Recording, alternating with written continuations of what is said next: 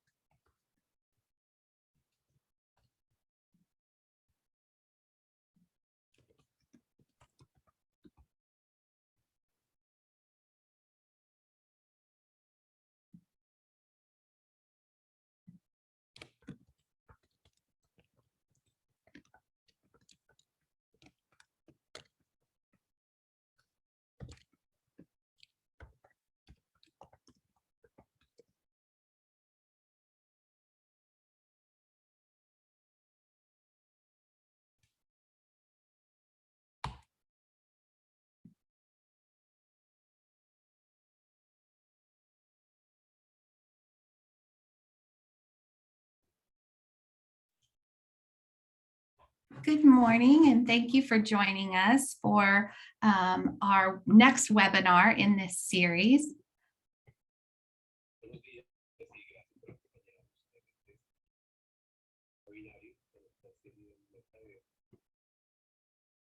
This is the first time we have done a webinar like this, but we are going to have live interpretation during today's session.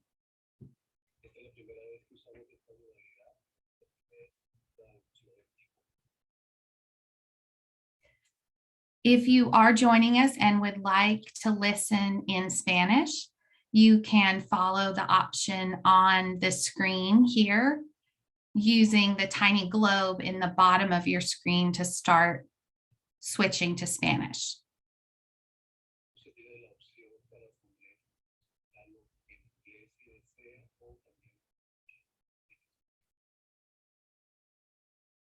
Those of you who want to listen in English, that should be the default option. So you should probably just leave the little globe alone unless you're curious to see how it works.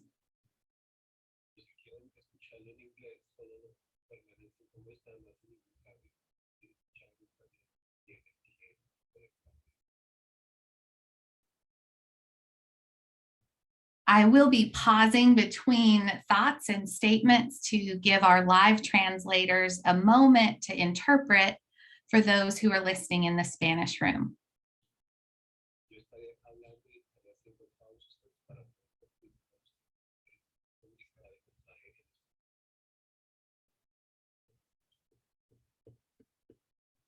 All right, so let's get started. Our topic for today's session is using social media to market your ag-based business.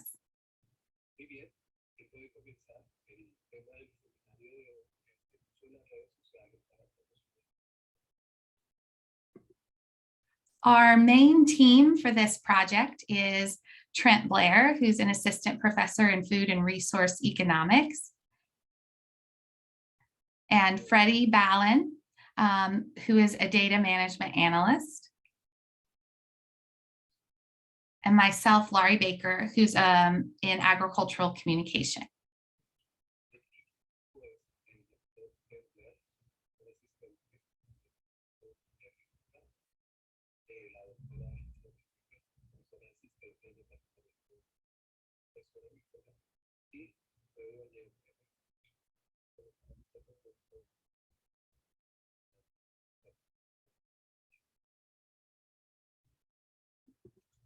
Our presenters today will be myself, who is an associate professor in agricultural communication.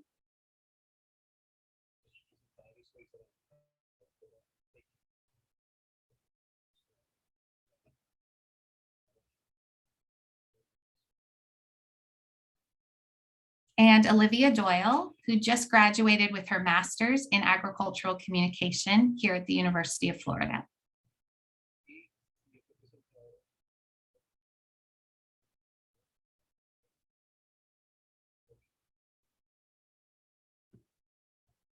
We also have a team of translators and helpers to make today's presentation successful. So translating right now and previously introduced is Freddie Ballin at the top, followed by Vanessa Vasalaros, Victor Contreras, Lourdes Condero, Trent Blair, and Luis Rodriguez Rosado.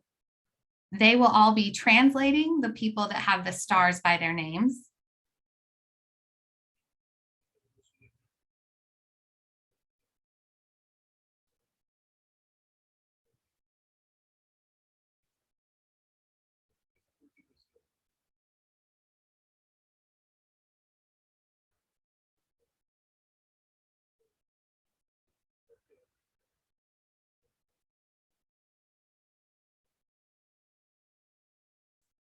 And listed on the right side are English speakers on our team, Meredith Oglesby, Michaela Kanzer, and Allie Morrison. They will be assisting with other aspects of the presentation today.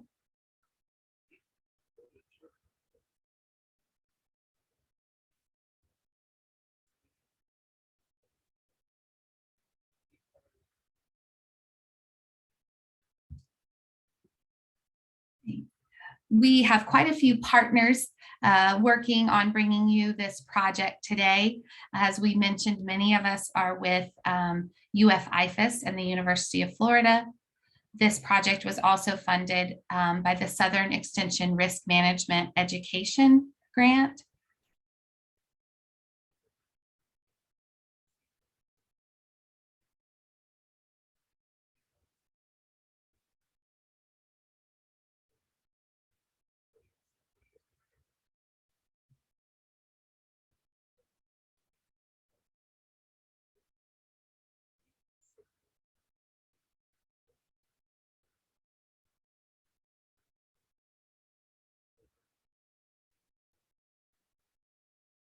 As well as these other partnering programs listed here.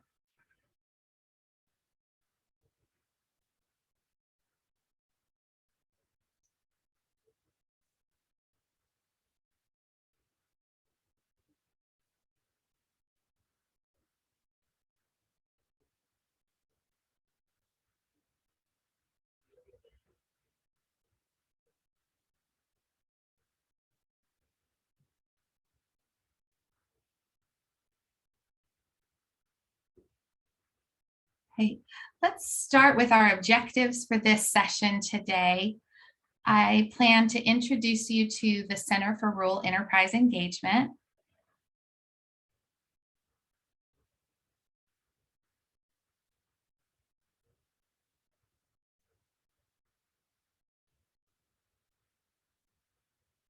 And then we will move into winning with social media.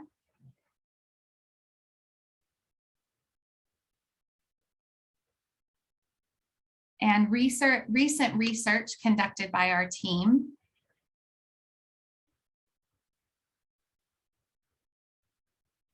And finally, we'll conclude with continuing learning opportunities for you.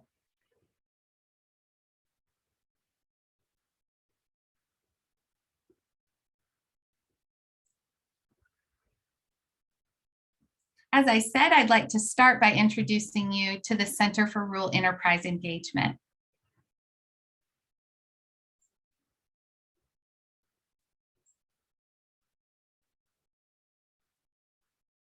We are focused on rural growers and agriculture businesses and helping them use new and social media technologies.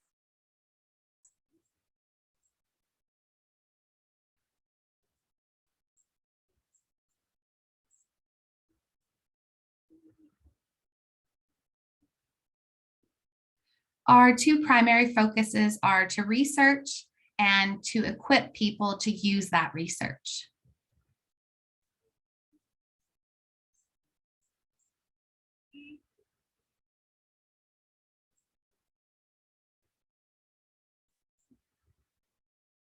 We conduct research related to online marketing for rural agricultural enterprises.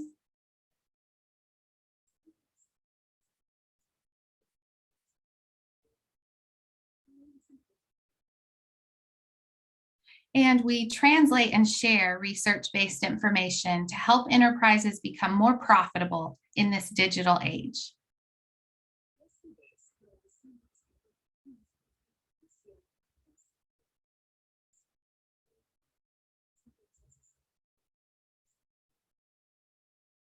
You can learn more about our center at ruralengagement.org.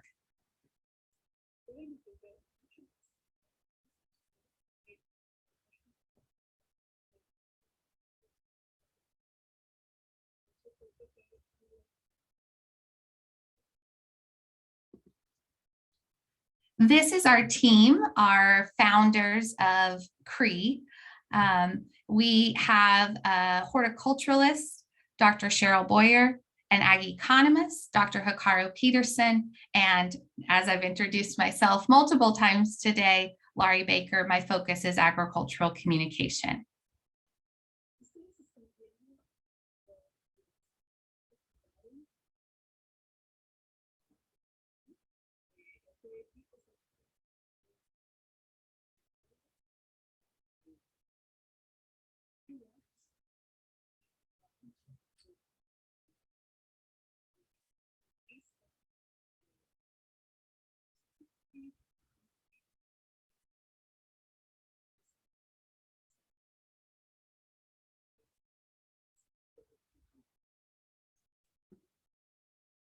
We are also across 3 separate institutions. We are at the University of Florida, at Kansas State University is where our horticulturalist is, and at the University of Minnesota is where our ag economist is.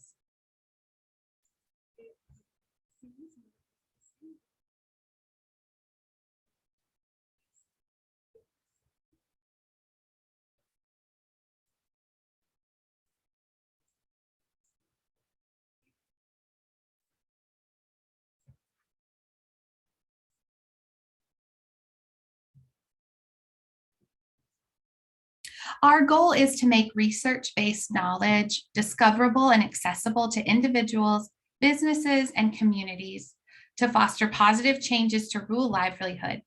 We do this through supporting the mission of the land-grant institution.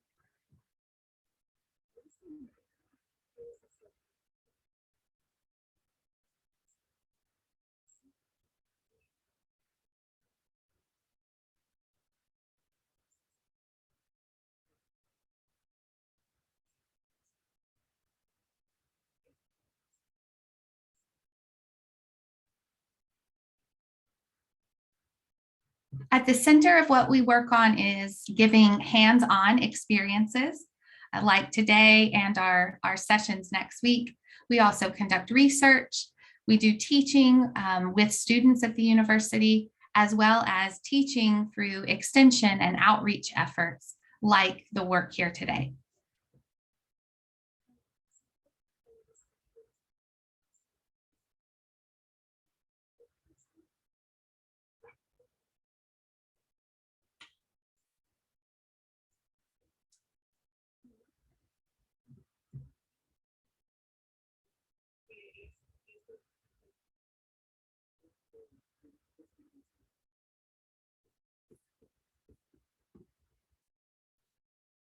I'd like to start with highlighting the traditional marketing methods so we can distinguish between the new or online marketing methods.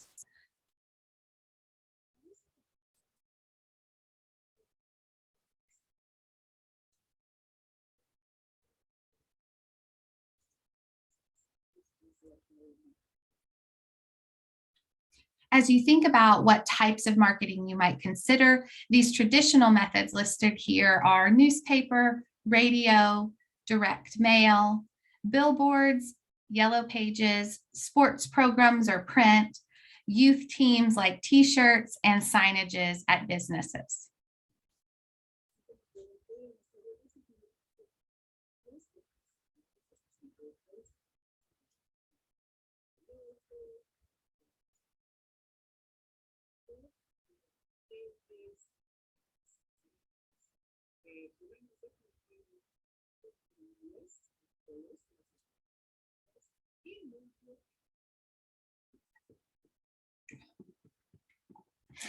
In contrast, the new media or digital marketing methods, here on the left, we have websites, Google Place, which can be an important face front for your business, e-newsletters, and digital advertisements on association websites like the Chamber of Commerce.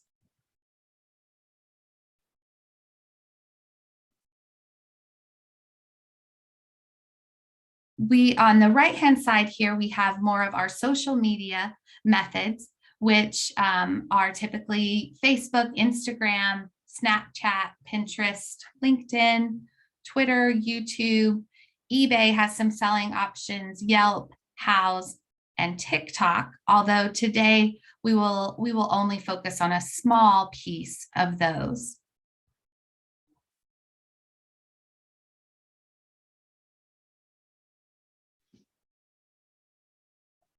So I do want to highlight specifically what social media is, since it will be one of the main focuses of marketing in today's presentation. The foundation of social media is the idea to interact or engage online. So there are opportunities for words, pictures, and video and audio.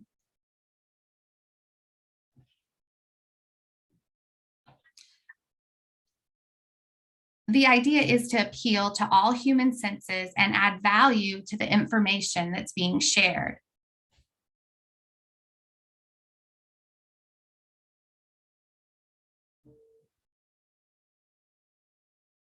It's important to have transparency, and authenticity is extremely valued and desired. Social media truly can be crucial to the success of a business.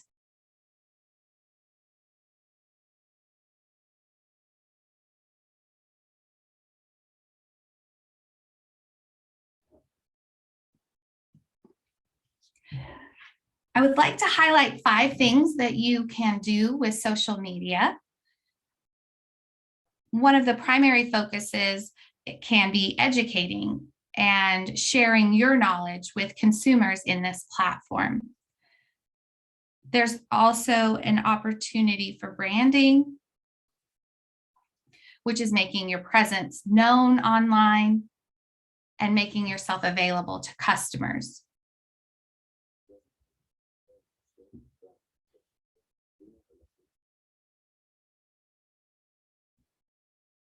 You have the opportunity to build relationships in an online environment.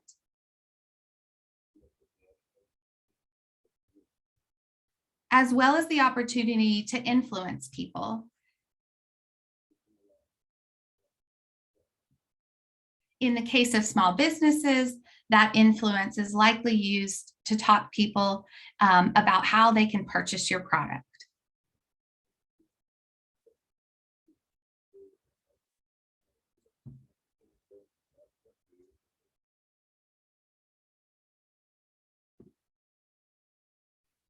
I would like to pause here and talk a little bit about what we like to call building your house on rented land.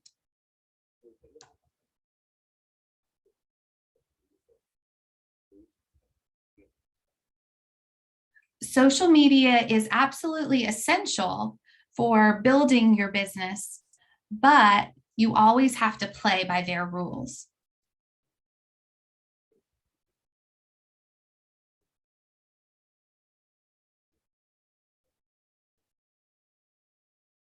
When you think of all of the top social networks, every one of them has an algorithm or a system for how they prioritize content for users.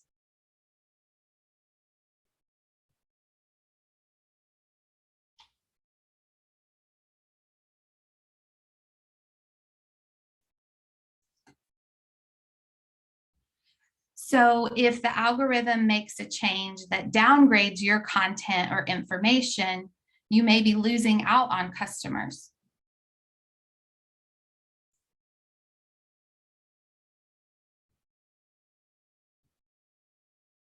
Which is why we always recommend that you have some form of presence, like a website, that is outside of the control of somebody else's algorithm.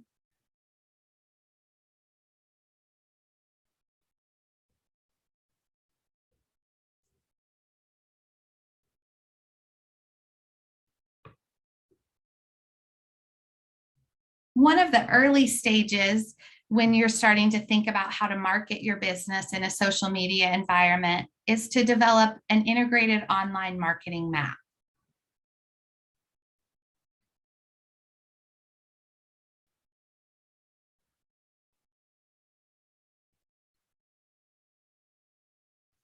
As you're making a decision on which platforms and marketing methods to use, we want you to stop and think about the and then piece.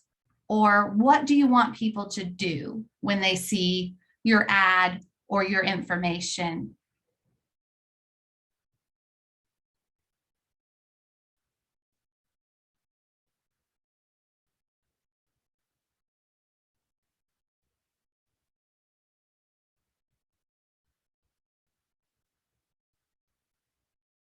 We would recommend you build a map like this with your website that you have control of in the center of your map.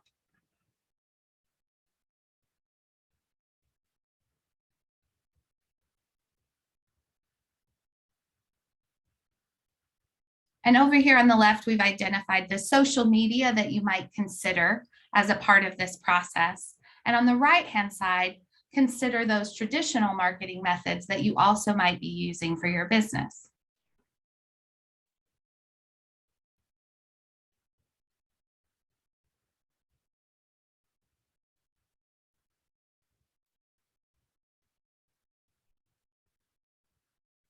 Then for each of them, you think about the and then, or what you want them to do with that information, and you can create your arrows.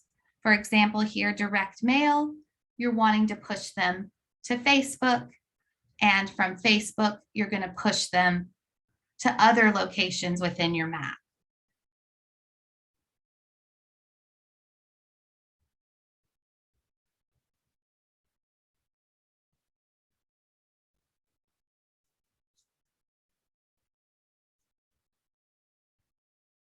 And ultimately, with each piece, you want to think about how you can make it easiest for them to purchase your product.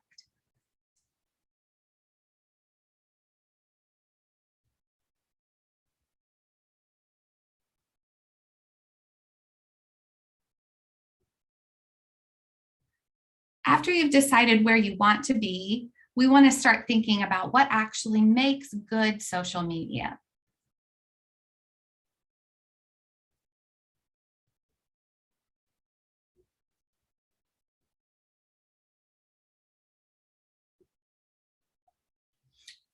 Images and visuals really are king on social media.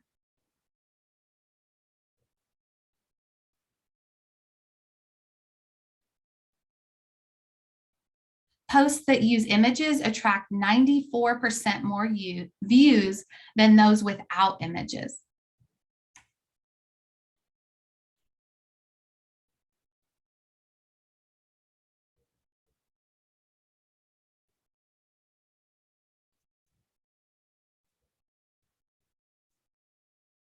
Here in this breakdown, you can see which types of visuals perform the best. And infographics and illustrations are a rather large part of this piece, with charts and data visualizations and videos making up the largest other components.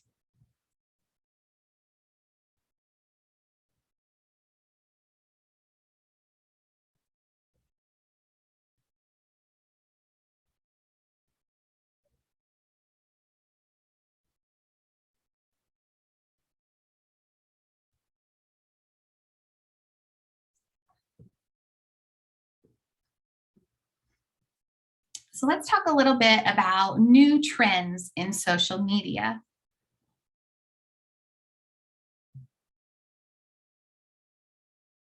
The biggest trend right now is really related to video, and it's a trend we've seen continue to increase more and more and be prioritized more and more within specific algorithms.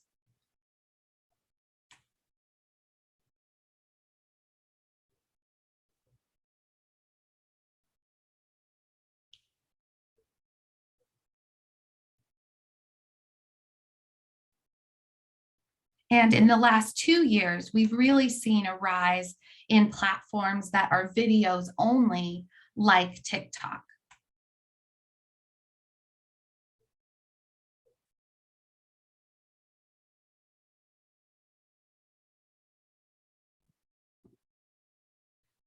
We do have some learning opportunities for you on YouTube if you're thinking about creating your own video content.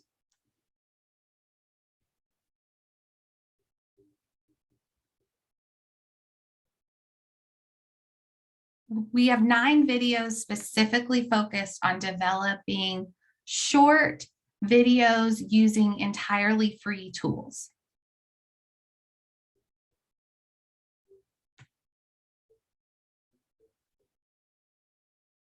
Once you're there, we also have an advanced playlist so that you can learn advanced techniques after you master these basics.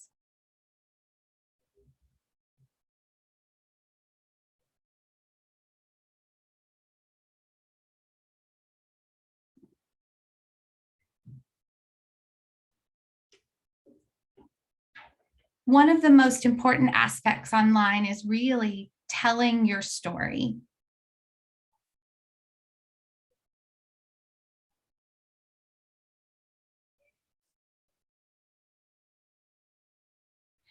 You can tell engaging stories with your visual content, like in the examples I have here.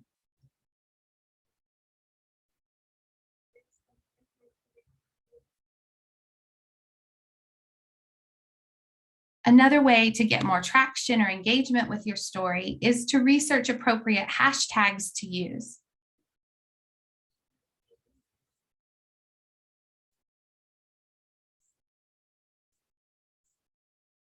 We would recommend you use them wisely with only 1 to 3 hashtags and 1 to 3 emojis per post.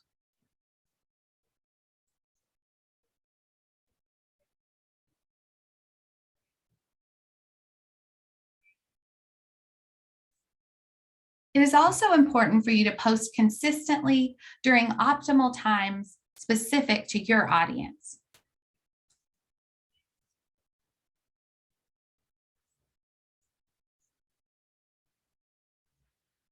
We'd also want to focus on building your brand voice and keeping your message consistent across content.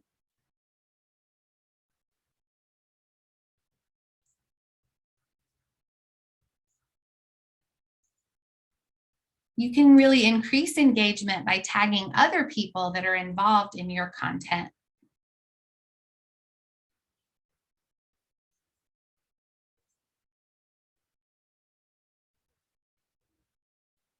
And to take advantage of all that social media really has to offer, you should be active in the comments as soon as you can when someone makes a comment.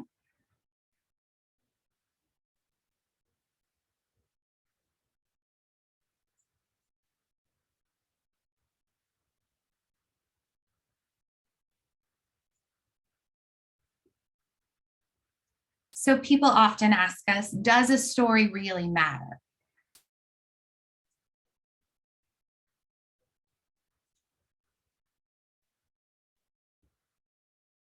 Well, we conducted some research with our Center for Rural Enterprise Engagement to test how much a story really did matter.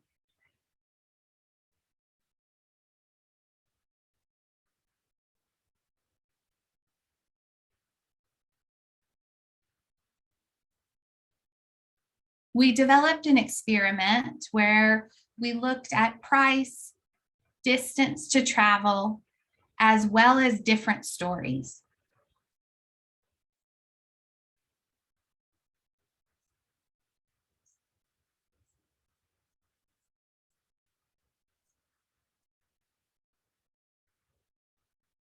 In every case, people were more likely to purchase the box of vegetables if there was a story associated with it.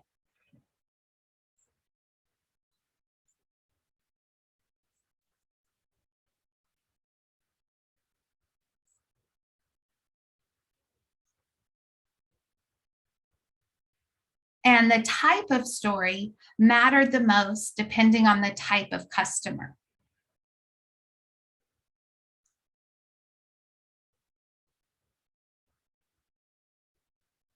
For example, our story related to more sustainable environmental practices, like on the left here, people were more likely to purchase that if they already had environmentally held beliefs.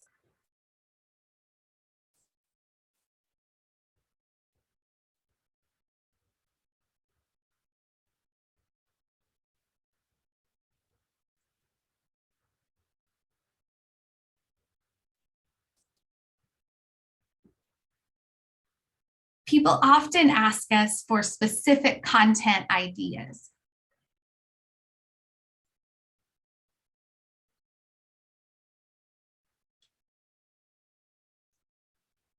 And social media really gives us the opportunity to connect and engage. And one of the things people really enjoy is this idea of the behind the scenes look at what your process is.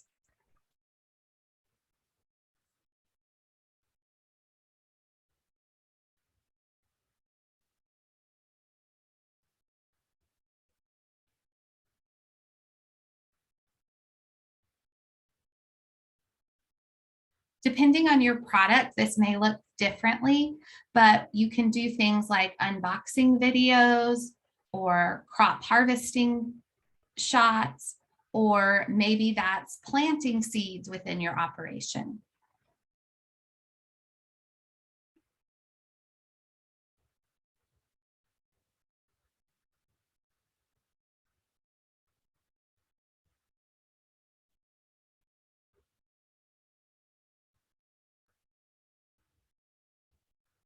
Photos also offer more engagement when they have ideal composition.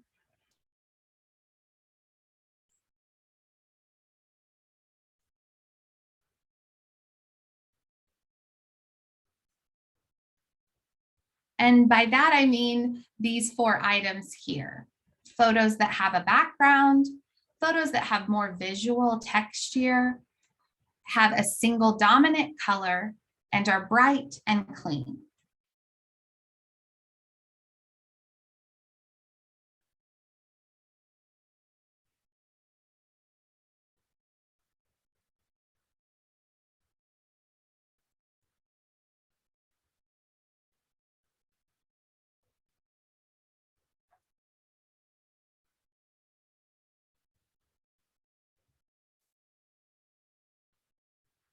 Right. A few more ideas as you're considering what type of social media to develop. Contests or giveaways can increase engagement.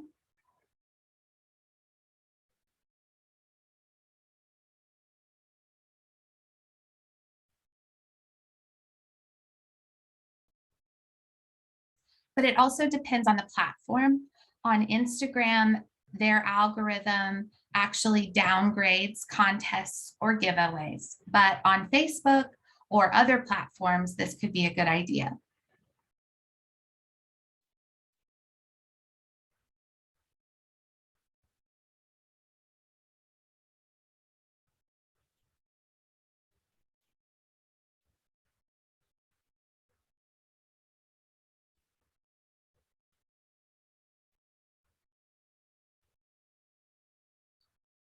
Seasonal or trendy content can be increase your engagement activity, like this photo on the left. If you were a Christmas tree farm, this would be a great type of post for you to post in the holiday season.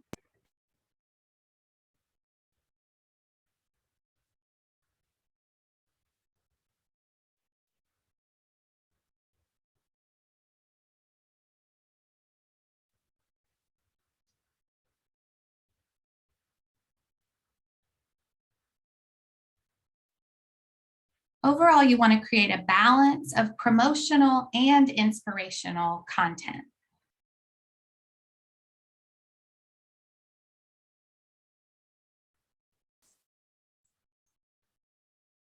People want to see images that inspire them and make their emotions rise.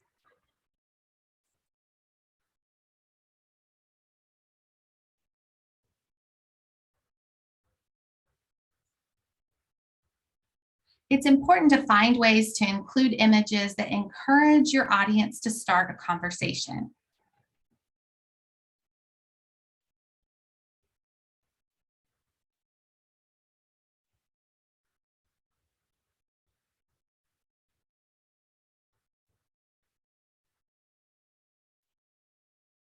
These are images from a recent study we conducted on Facebook.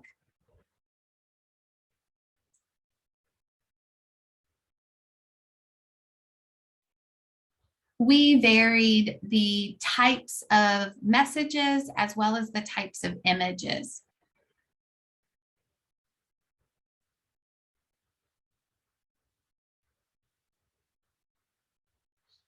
We essentially looked at images that had people in them, like the ones in the middle row here. And we also had images of the products within the place that they were being sold, like the bottom here. And then a close-up of the products being sold, like the top ones up here.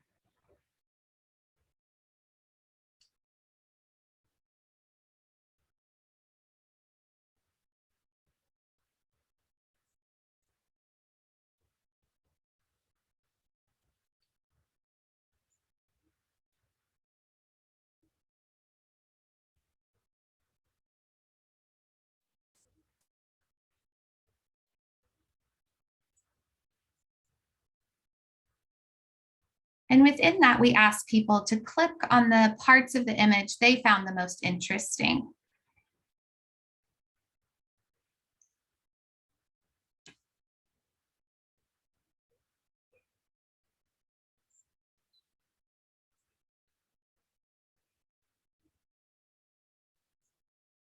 When children were in the photo, people were much more likely to click on it, like the one here on the left.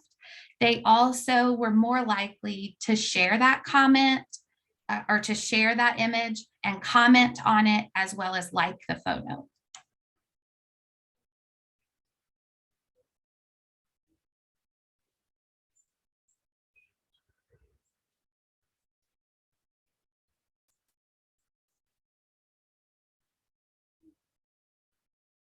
In the images with the products, they were more likely to focus on the dominant product or those with a lot of color in them.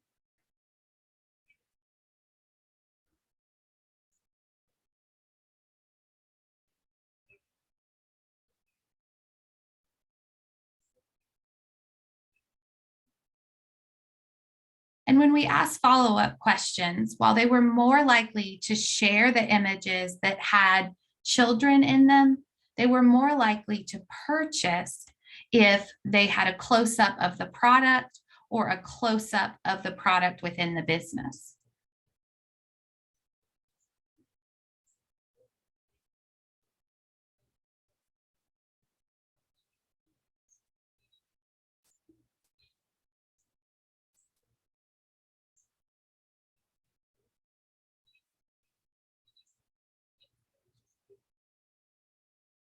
And again, this reaffirms what I said a few slides ago, that you really have to have a mix of promotional content where you're actively trying to sell your product and other types of engaging and interesting content for people to engage with.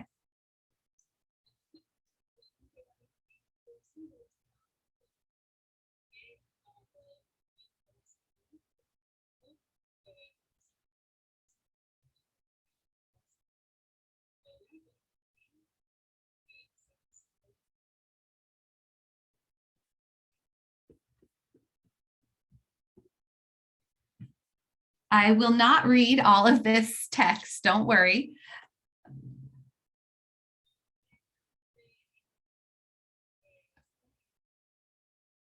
But I did just want to highlight, as we're talking about different types of images, that we have conducted some research with our own analytics, looking at whether stock images performed better, or if images that we had actually taken ourselves performed better related to engagement online.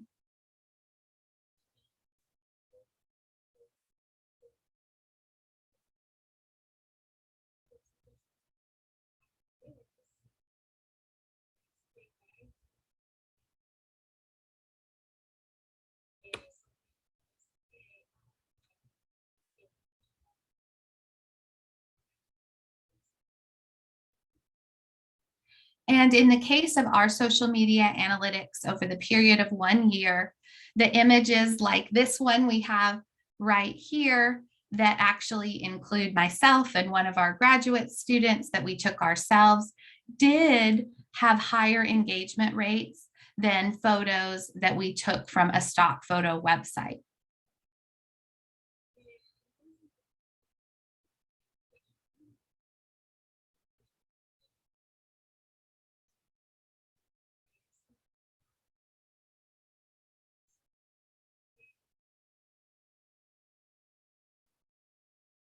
But we think there were a combination of things at work.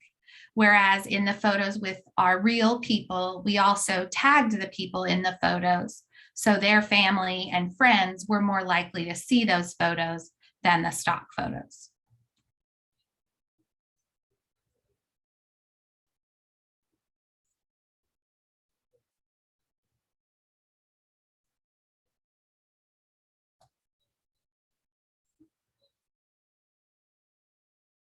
So while it's better to have pictures that you have taken yourself, you may not have all the time in the world or all the ability in the world to take all of your own photos.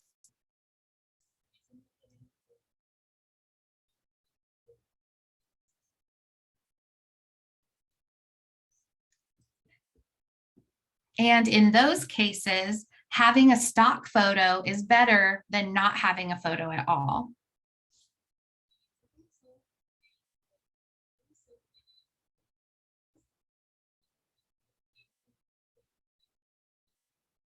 And particularly as you're getting started with your business, you may not have the time or the ability to take a lot of photos. So these resources here are 3 places where you can get free photos to use in your social media marketing.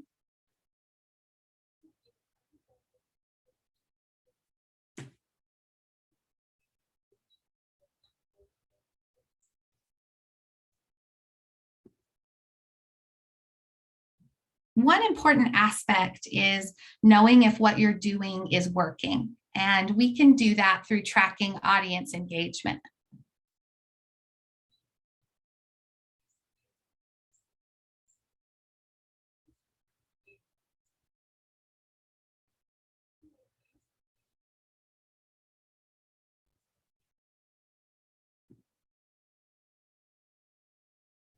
So it's really important that you start with questions that will let you think about and inform your measurement.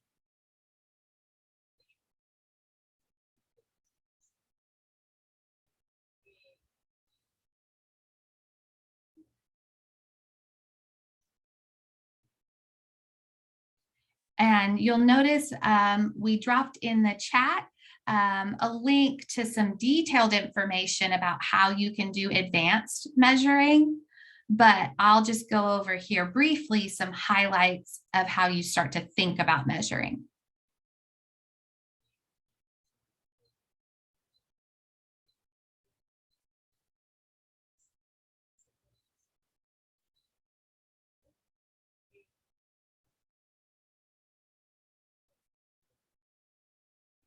So it's important that you start with that middle question of what is your mission and why are you in business? What do you want to happen?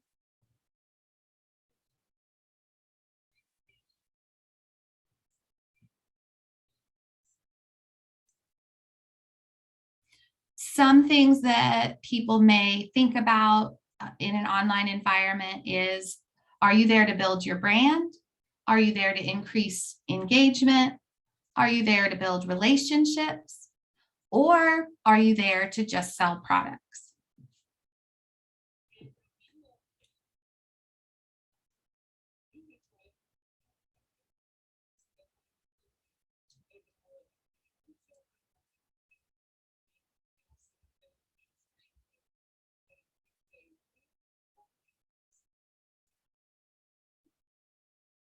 For most of you, it will be a combination of all of those items.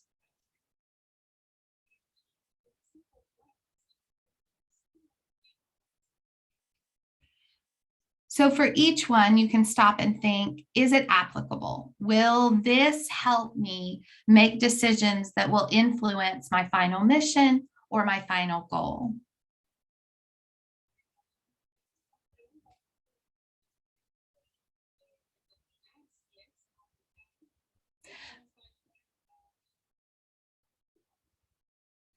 For example, we recently did some research looking at millennials and their purchasing of garden and nursery products.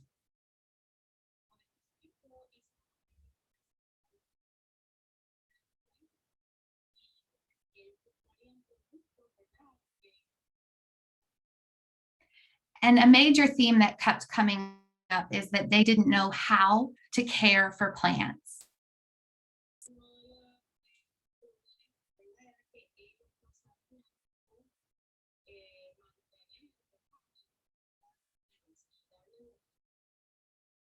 So if you were a small garden center wanting to sell plants to millennials, you may think all you need to do online is focus on selling the plants and offering opportunities to purchase.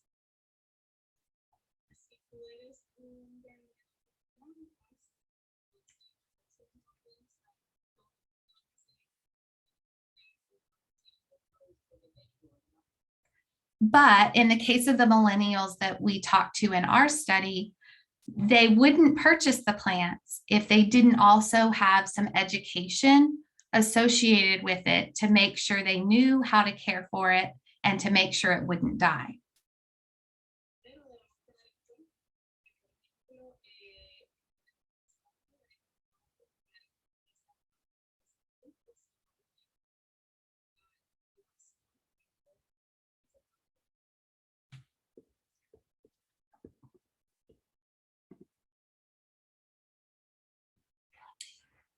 Similarly, we really want to think about goal-based analytics.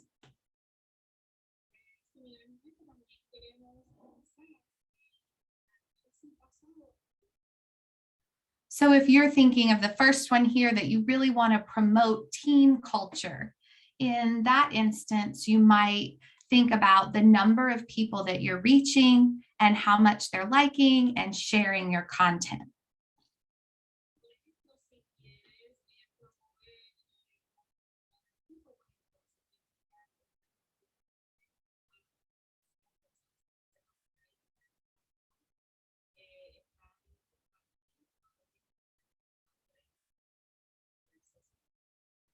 But if you want to do the second one here and really focus on growing your audience, then you would want to track things like your total number of followers or your total number of views on some of your online platforms.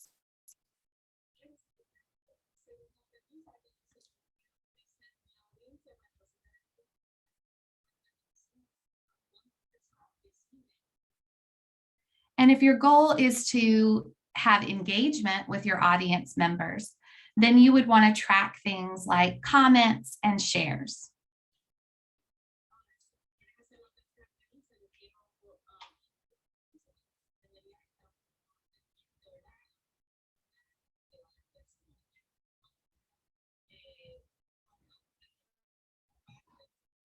The other piece is that you can tie this to things that are happening within your store. So you can track when you share something on social media, does that increase traffic directly to your store? Or can you ask people as they check out how they found out about you? Or you could directly tie it to online sales if you're selling through your website.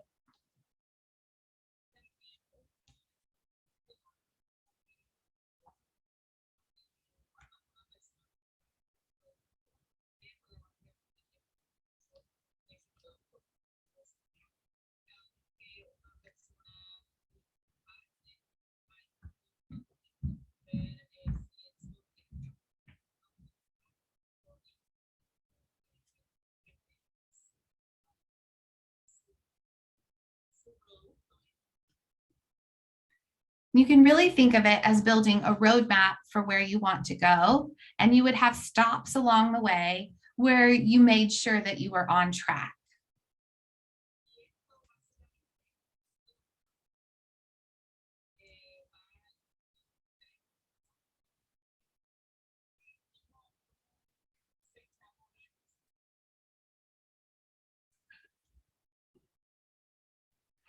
So I know this is a lot. And there is much, much more to still learn. This is an introduction, but I do want you to relax and just try to take one new thing in at a time.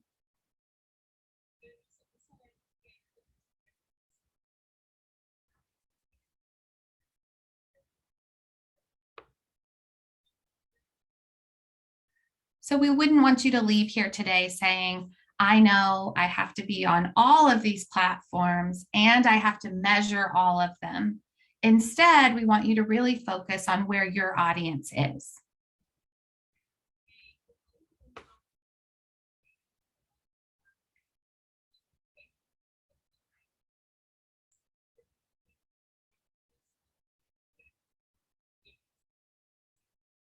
So start by picking that one place where you think your audience is, and maybe that's Facebook. Facebook still has the largest number of people. And if you want to focus on that one thing for 2 to 4 weeks and see if it's working for you, see if it's working for your audience, see if it fits your mission, your goals.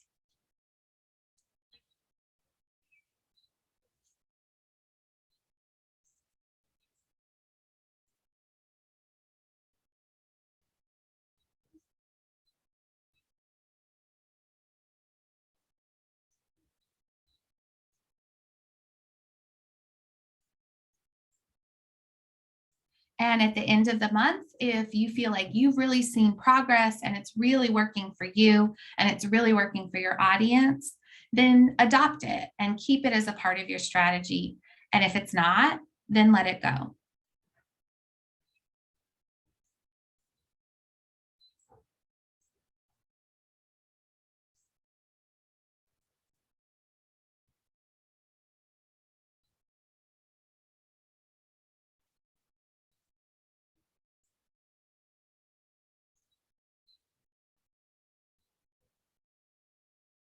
And after you've either decided to keep that or eliminate it, then when you feel like you're managing it well, try another new thing for that 2 to 4 week period and see if it makes sense for you and your audience moving forward.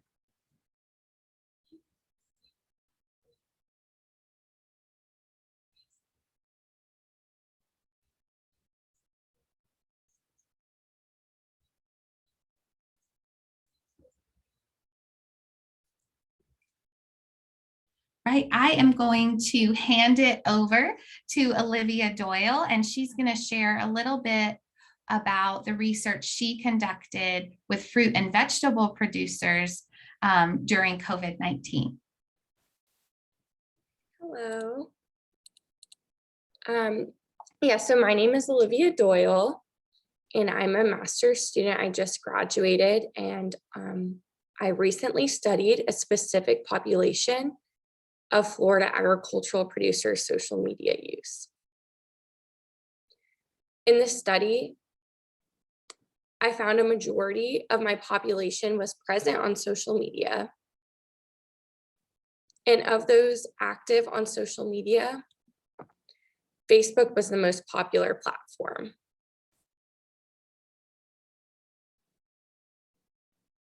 So you can see that 67.5% were active on Facebook, 43.3% were active on Instagram, and 9.4% were active on Twitter. Facebook provides the most posting tools with the least number of limitations, which could be intriguing to producers seeking to explore social media for the first time. Something I looked at in my research was how messages were framed on Facebook.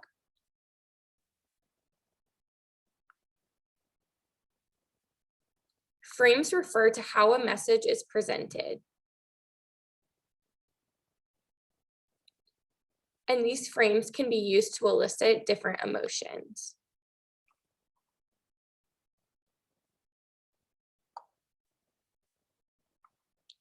Some of the frames that I found in my populations included local, fresh from Florida, and selling frames.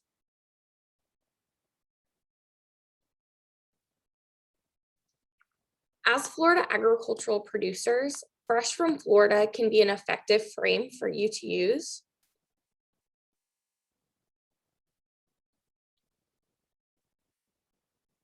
Fresh from Florida is a way to connect with consumers and engage in the local food movement.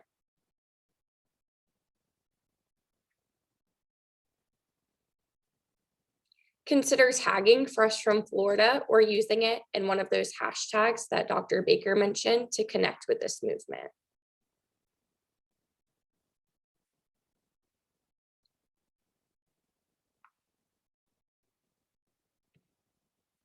This allows for your message to be amplified from other audiences other than just your own.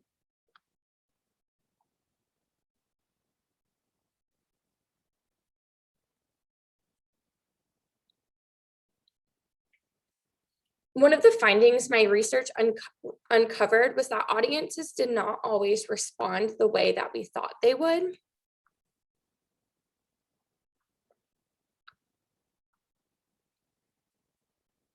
So we want to make sure that you know your audience. Who is it that you're reaching and who is it that you're trying to reach? You also want to focus on that audience at hand.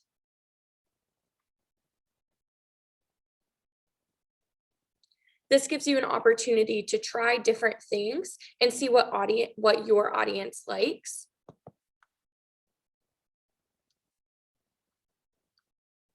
And tailor your strategy based on what they respond to.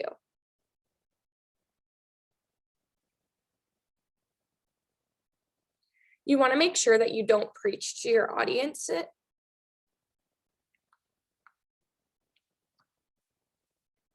It's important to balance sharing the message that you want to get across with the messages that your audience wants to hear.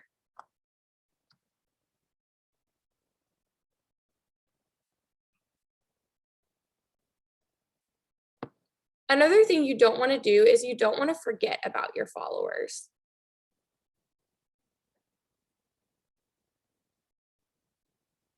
Like Dr. Baker mentioned, it can be super overwhelming to try and do everything at once.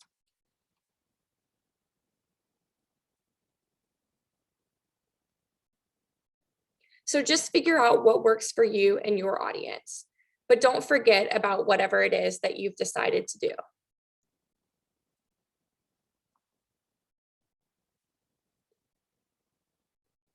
For instance, if you post during your growing season every year and that's when your audience wants to hear about it, don't skip a growing season when you have a product available.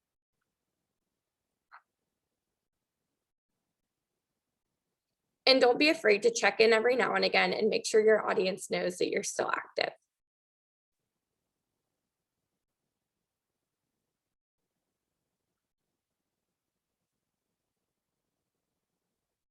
That's a little bit about my research, and I'll pass it back to Dr. Baker.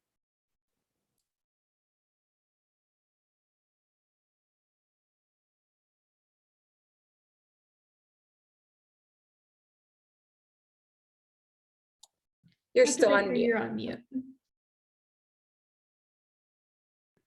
Thank you. Sorry about the mute situation. I'm back for real now.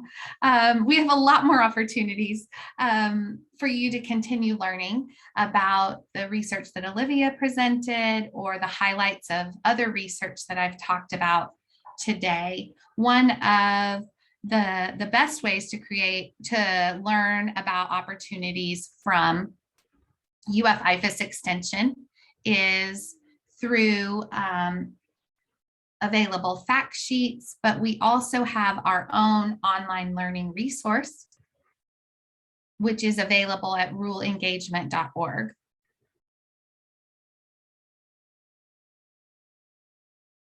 On that platform, we post longer blog messages and research and application as it comes available.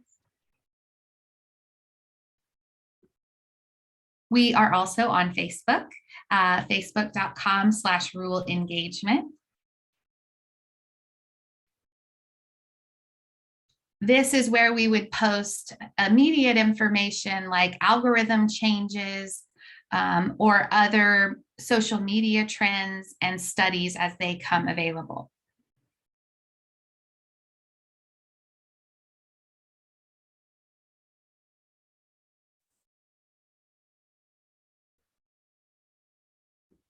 And as I mentioned previously, we are on YouTube and we have research playlists as well as how-to video playlists, both simple and advanced.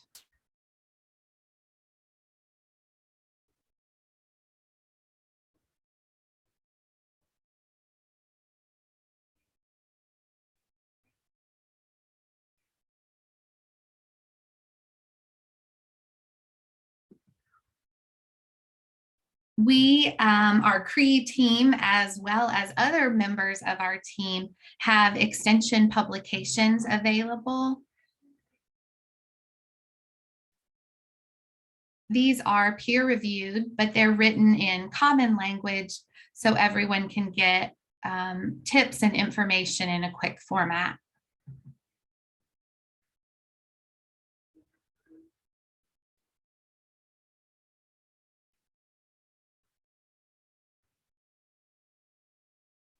We have two series, one related to social media and one related to virtual events.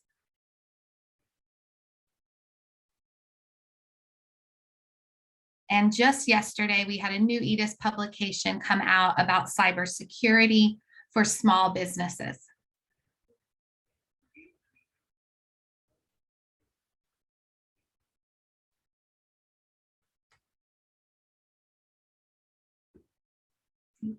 We also have another grant project, which is kind of a sister project to the one that you participated in today, where we have a lot of resources related to local regional food supply chains, particularly in crisis.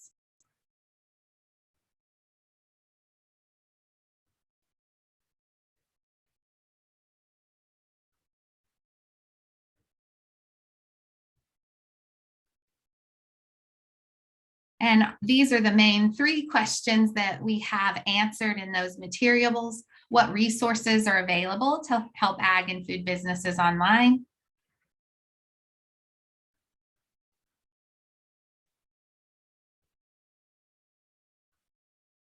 And answering questions about how businesses adapted communication and marketing and sales practices during COVID-19.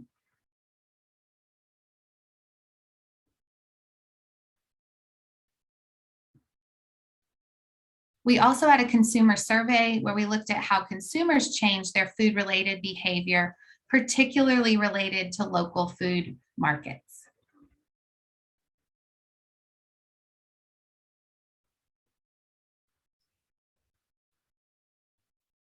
And if you go to this website, you can find more information. We'll have a course available early in the fall.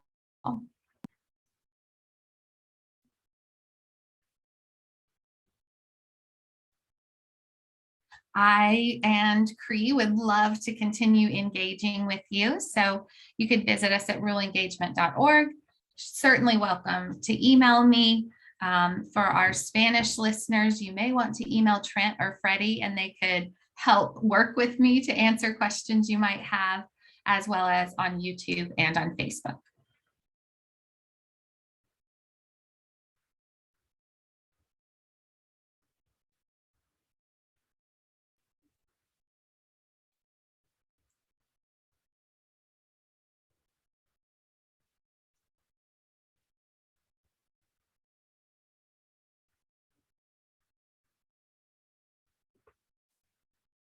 So what is next for this project in particular?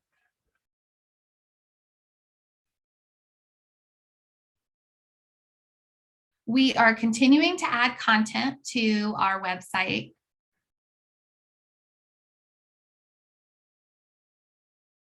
We're conducting new research, case studies, as well as evaluations of this work.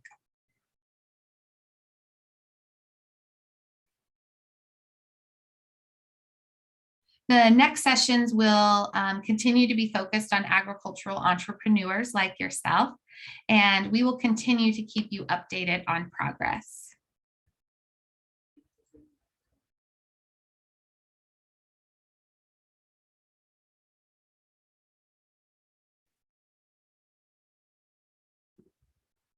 We will also be coming to you. For those of you that are joining us in Florida, we have 4 upcoming in-person meetings.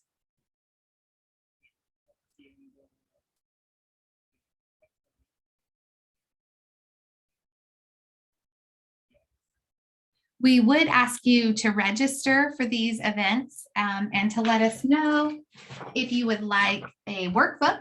The workbook is available on our website, but we'll bring paper versions of it to the workshops.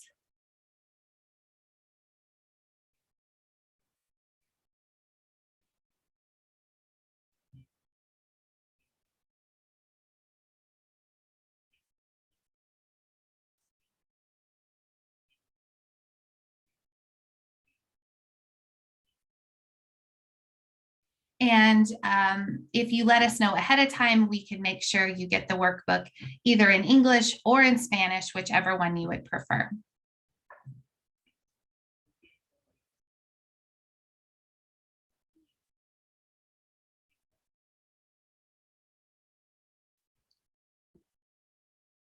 We also have other resources available online from some of our sister projects as well as this project. So we have new findings on supply chain research.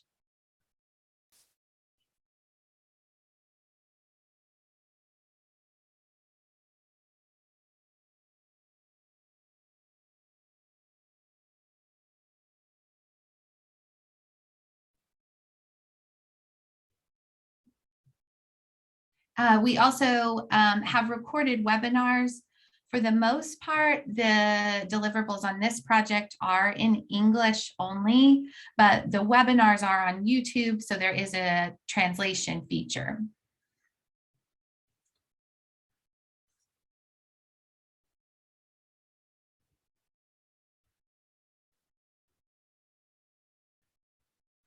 And as I mentioned, we will have the online course coming this fall.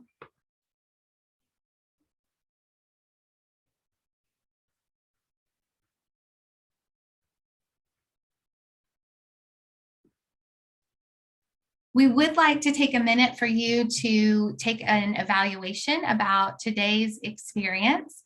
And after that, we would like you to continue staying on, and we would be happy to answer any questions either about the content delivered today or about the upcoming in-person events.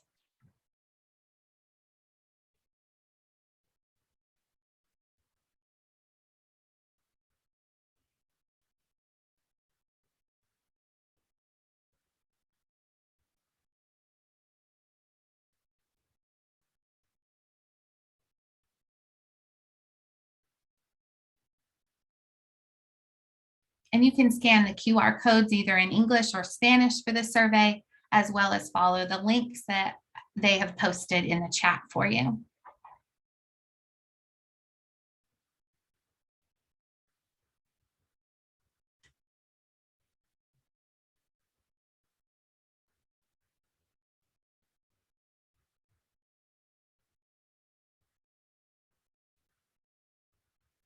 We will purposely be quiet for a few minutes so you can take that evaluation before we come back with questions.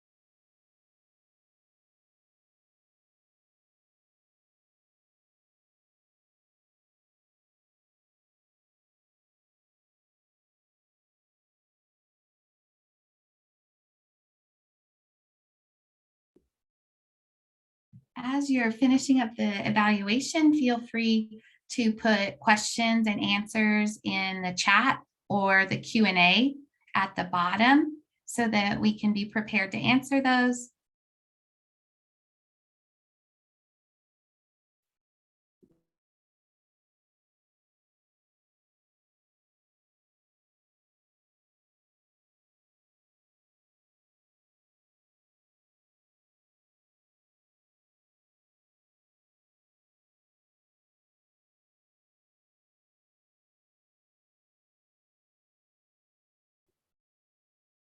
Excellent. We had a question in the chat that people are wanting to know how they could register for the event. So we can put those links back in the chat so that you could register for the upcoming in-person events that we have starting next week.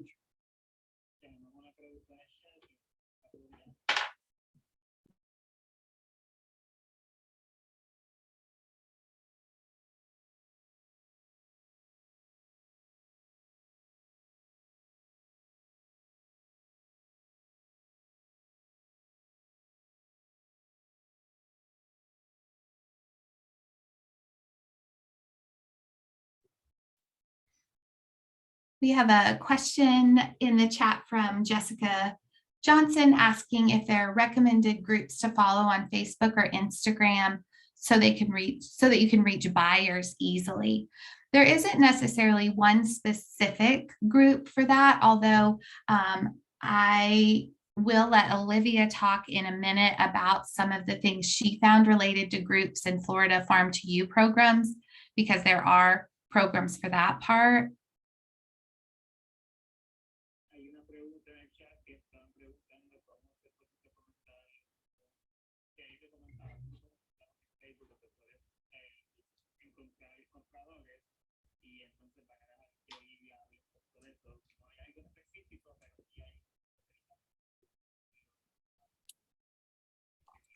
Yeah, I can talk about that a little bit. In my research, I used a specific population of growers who had submitted to Florida Farm to You. And Florida Farm to You is a program that was created at the beginning of the COVID-19 pandemic to connect producers with consumers.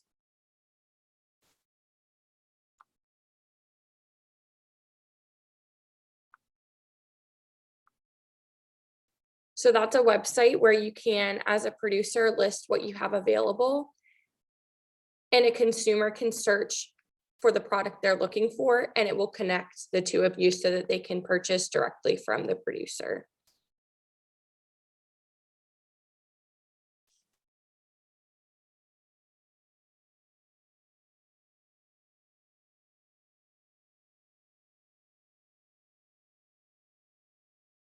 Especially during the pandemic, a lot of other organizations were pushing both producers and consumers towards Florida Farm to You. So if you were to engage with that on social media, it would be a way for you to maybe have other organizations amplify your message as well.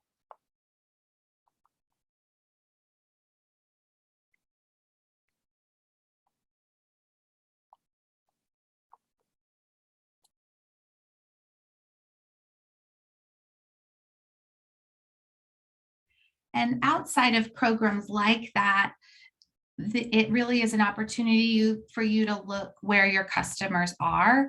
So that's really product specific. So if you have strawberries, it might be good for you to connect with groups of people online who have an interest in strawberries or an interest in cooking or baking, and engaging in some of those groups, as well as finding what we would call micro influencers in that area. So people that are posting recipes about what to do with strawberries, you could connect with them and share your information.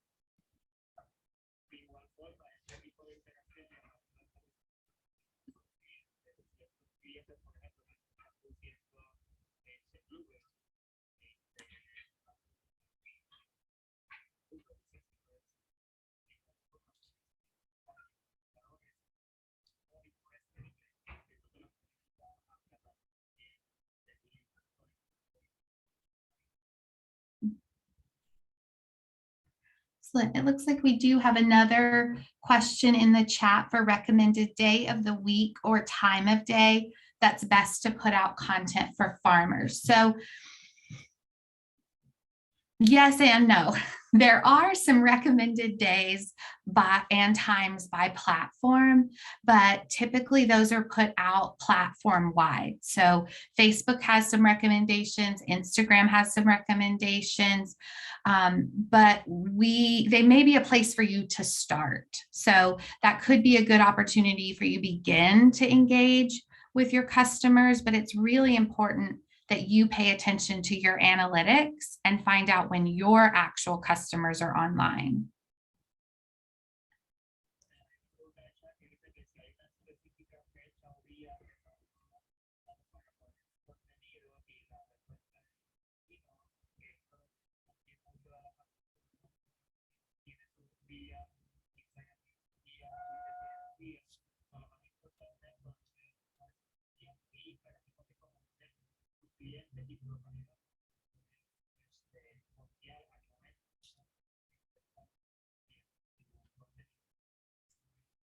And some of it also depends on the type of content that you're posting.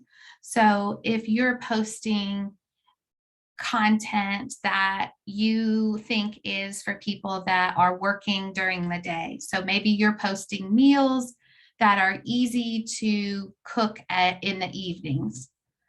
And then you might want to post that information after work hours, as opposed to if you have agritourism business and you're trying to get stay-at-home moms to bring their kids out to the U-Pick during the day. Well, then maybe you want to post that content during the day.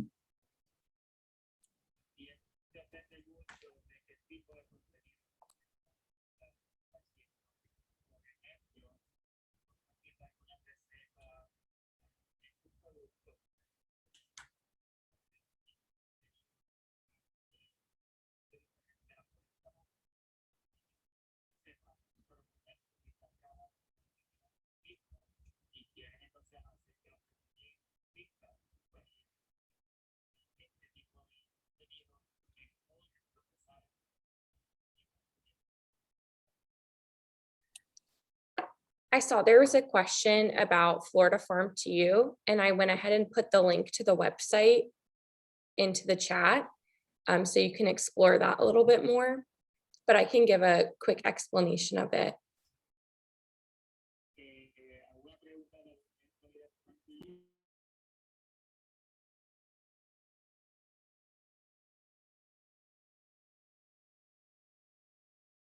The Florida Farm to You program was a program developed by the Florida Department of Agriculture and Consumer Services in 2020 around the time of the COVID-19 pandemic.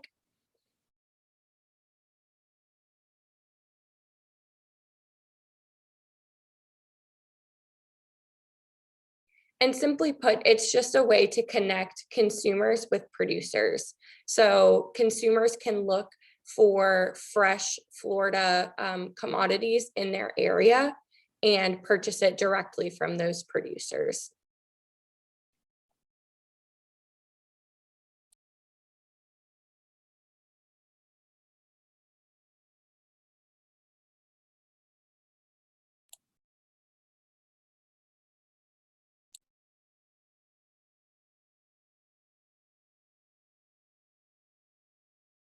It shows an interactive map of producers around you. So producers are able to share what products they have available for sale. And it's just another platform for consumers to find your product and purchase from you.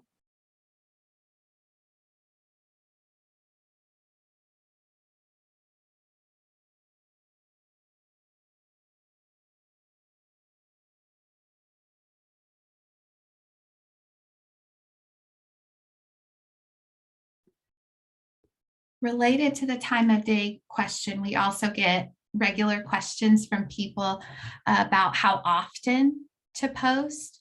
So I could give you some general guidelines of how often to post on each platform.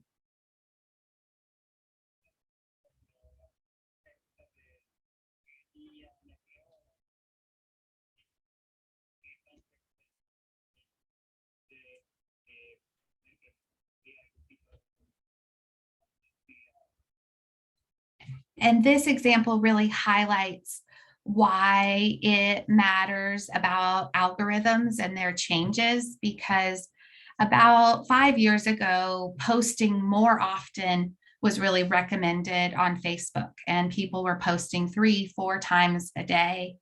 And then Facebook changed their algorithm and started downgrading people's posts that posted more than once a day. So now we would recommend somebody post to Facebook around 3, at the most 5 times a week, but usually around that 3 times a week is the best time to post.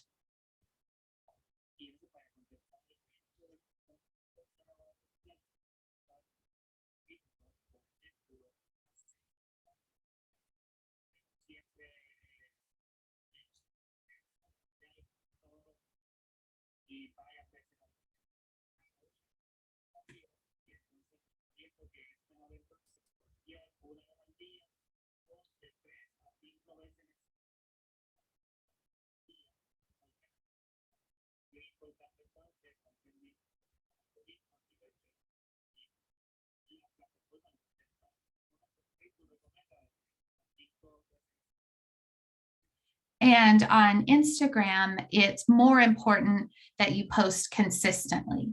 So the algorithm will prioritize you if you regularly post on the same day at the same time. So if you decide you're going to post every Monday at 3 p.m., don't ever miss a Monday at 3 p.m.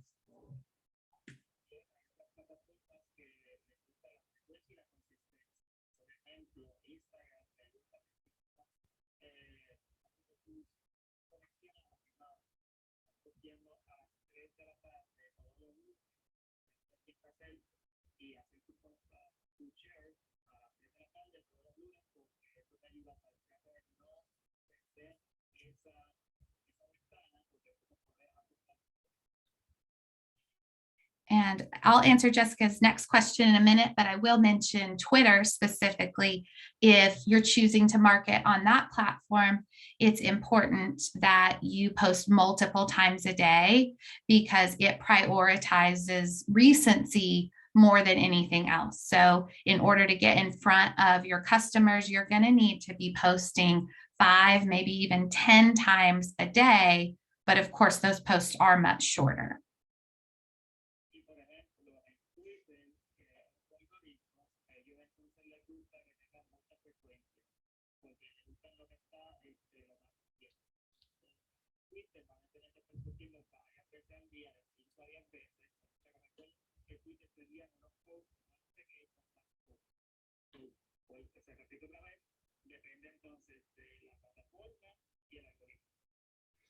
Yes, and if you get comments on your posts, all of the algorithms prioritize posts that other people are engaging in.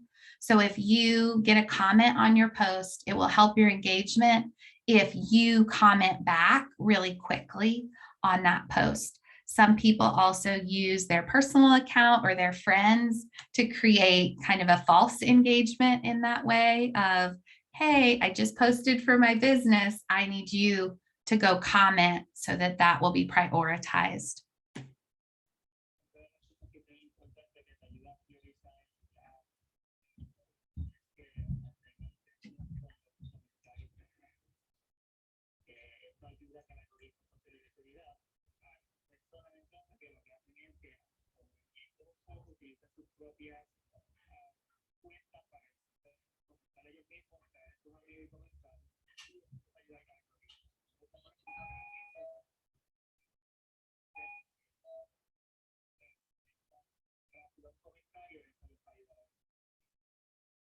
And I feel like people after that are going to think I planted this next question, but I really didn't. The question is, do you have examples of promotional posts that have been done well? And that is actually part of what we are going to share with you at the in-person event. So we have been talking with people who have been successful in social media and online marketing to hear about their strategy and how they approach it, as well as getting examples of promotional posts that have gone well. So in the in-person sessions, we will be presenting those.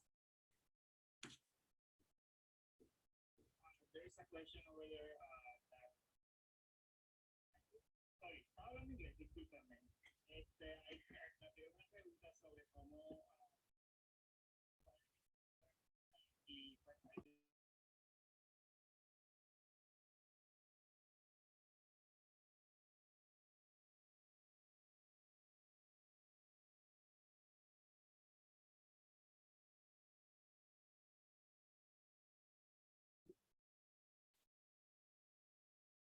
I think that's the end of the questions we have right now, but we are happy to stick around and answer any other questions that people may have.